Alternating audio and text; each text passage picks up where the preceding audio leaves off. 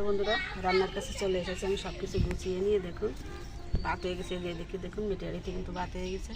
যেহেতু বাইরে রান্না করছে এখন কিন্তু একটু ময়লা টয়লা আছে। এদিকে এই যে কালকে বাসে চলা করেছিলাম, তার কিছু ময়লা আছে যেখানে। তো আমি কড়াইতে মাছ দিয়ে দিচ্ছি। মাছ দিয়ে আপনাদেরকে বলতে থাকবো কী কী রান্না হবে। এই যে দেখুন এখানে নিয়েছি 2-3 রকমের মাছ। তেলাপিয়া আছে, একটা ফলই মাছ আছে, আর 2-3 পিস ছোটো ছোটো বাইন মাছ আছে। এগুলো আমি কড়াইতে দিয়ে দিচ্ছি। তেল তো গরম হয়ে গেছে।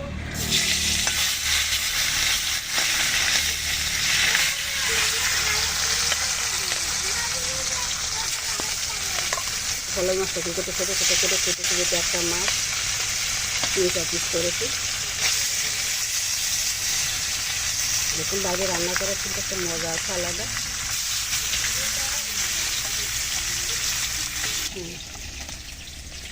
বন্ধুরা মাছ রান্না করবো। দেখুন এই সজনে ডাঁটা নিয়েছি, সজনে ডাঁটা আর আলু, এটা বড়ো সাইজের আলু ছোটো ছোটো করে কেটে নিয়েছি। এটা দিয়ে মাছ রান্না করব। আর এই যে শাক, ছোলা শাক, এটা রান্না করব পেঁয়াজ দিয়ে, কাঁচা লঙ্কা দিয়ে। কাঁচা লঙ্কা, পেঁয়াজ আর মাছের জন্য একটু আদা বাটা জিরা বাটা নিয়েছি।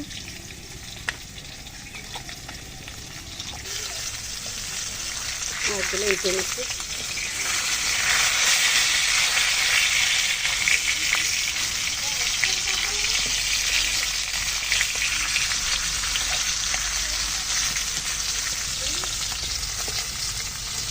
মাছগুলো সব উঠে দিলাম। এবার এই ভাজটা একটু ভালো করে ভেজে নেব।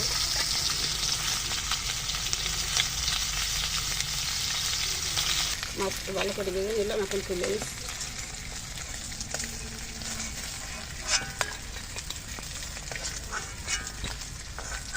মাছটা ভালো করে ভেজে নিলাম। এখন এই তেলের ভিতরে আমি আর একটু তেল দিয়ে দিলাম কড়াইতে।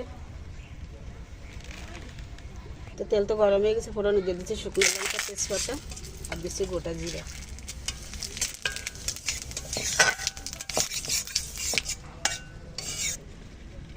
আলুগুলো দিয়ে দিচ্ছি।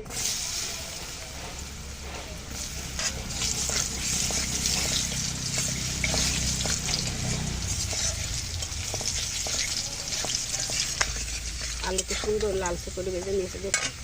এখানে দিয়ে দিচ্ছি আমি একটু লঙ্কার গুঁড়ো,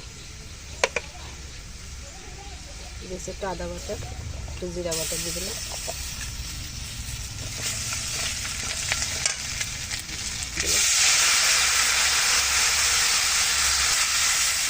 হলুদ দিলাম 1 চামচ।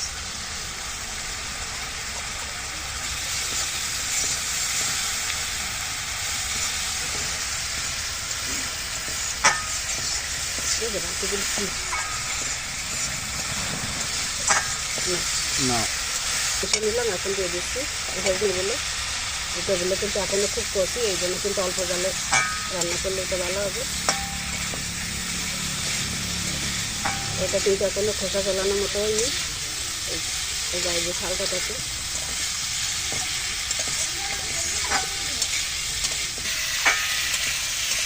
ভালো করে কষিয়ে নিলাম মশলা দিয়ে। তরকারির সাথে আমি জল দিয়ে দিচ্ছি।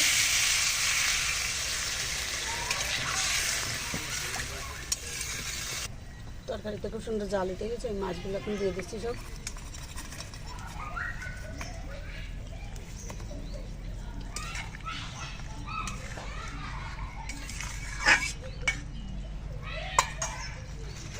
ঢাকা দিয়ে দিচ্ছি। ঢাকা তুলে নিলাম।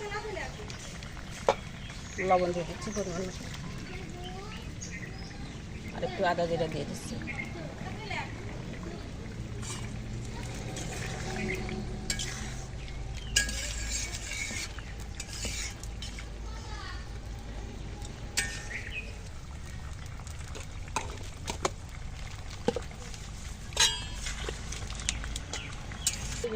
এবং সবশেষে 1/2 চামচ জিরার গুঁড়ো দিয়ে দিলাম।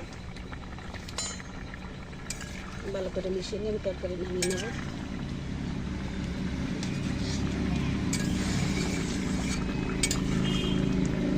সব তরকারি কিন্তু সেদ্ধ হয়ে গেছে কত সুন্দর।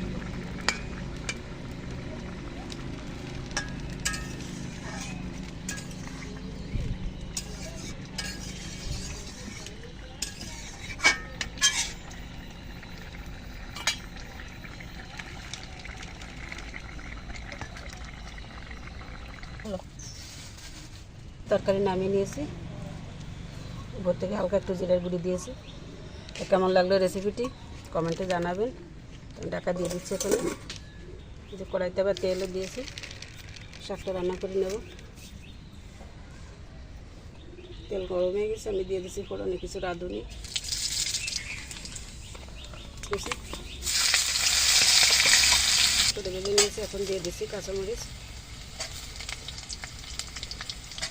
দিলাম শাক দিয়ে দিচ্ছি। শাকটা অনেক নরম হয়ে গেছে, দিয়ে দিচ্ছি লবণ পরিমাণ মতো, হলুদ দিয়ে দিলাম একটু,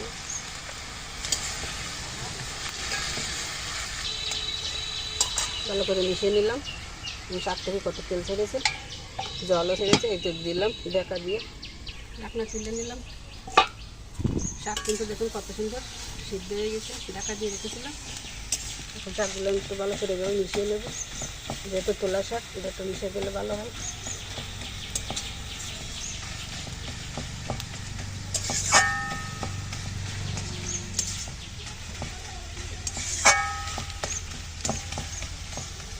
শাক তো রান্না হয়ে গেল, শাক কিন্তু আমি এখন নামিয়ে নিচ্ছি। বন্ধুরা, এই রেসিপিগুলো কেমন লাগলো আপনাদের কাছে? যদি ভালো লাগে কমেন্টে জানাবেন, কমেন্ট করে। এ কথা বলতে বলতে তো রান্না শেষ করলাম আজকের মতো। দেখতে থাকুন, দেখলে যদি ভালো লাগে সাবস্ক্রাইব করে আমার সাথে থাকবেন। এভাবে নিত্য নতুন রেসিপি নিয়ে চলে আসবো আপনাদের সামনে। তো বন্ধুরা, এই যে সব কিছু আবার দেখিয়ে দিচ্ছি, রান্নাতে হয়ে গেল। এই যে ফলাই মাছ, তেলাপিয়া আর বান মাছ দিয়ে রান্না, সজনে আলু দিয়ে কেমন লাগলো। আর এই যে শাক ভাজি আর ভাতও কিন্তু বানিয়ে নিয়েছি।